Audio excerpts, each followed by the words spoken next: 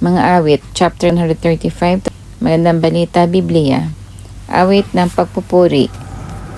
Purihin si Yahweh, ngalan niya ay purihin kayong mga lingkod niya. Kayong lahat na sa banal niyang templo ay pumapasok upang doon manambahan sa banal na bahay ng Diyos.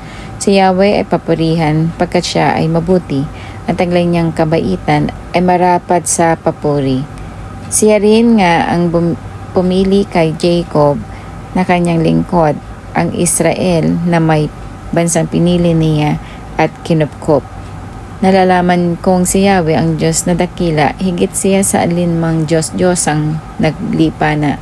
Anumang nais ni Yahweh sa langit man o sa lupa, at kahit sa karagatan ang anumang panukala, ginaganap niya ito sa sariling pagkukusa. Nilikha niya itong ulap na laganap sa daigdig, maging bagyong malalakas na may kidlat na mabilis. Sa kanya rin nagmumula itong hanging umiihip. Pinuksa niya sa Ehipto bawat anak na panganay, maging tao't maging hayop, ang panganay ay namatay. Nagpakita siya roon ng gawang kahanga-hanga upang kanyang pagdusahin si Farao't kanyang bansa. Marami rin naman siyang winasak ng mga bansa at maraming mga haring pawang bantog ang pinuksa.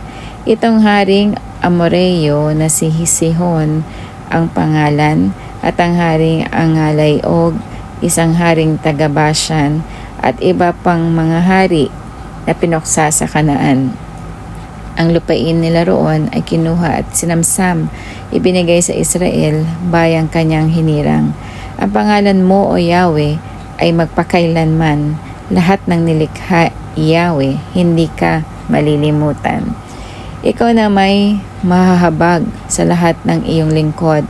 Ang alipin ay lalaya sa kanilang pagkagapos. Ang mga Diyos na mga bansay gawa sa pilak at ginto. Kamay ng mga tao ang humugis at bumuo. At mayroon silang bibig, hindi naman maibuka. Mga matay mayroon din, hindi naman makakita. Mayroon silang mga tainga, ngunit hindi makarinig. Hindi sila humihinga sa ilong man o sa bibig. Ang gumawa sa kanila at lahat ng nagtiwala, matutulad sa idolong sila na rin ang lumikha. Si Yahweh ay papurihan, purihin siya, O Israel. Maging kayong mga pari sa Diyos ay magpuri rin. Si Yahweh ay papurihan, kayong lahat na Levita, lahat kayong sumasamba ay magpuring sama-sama. Ang Diyos na nasa Zion ay sambahin at purihin. Si Yahweh ay papurihan sa templo sa Jerusalem. Purihin si Yahweh.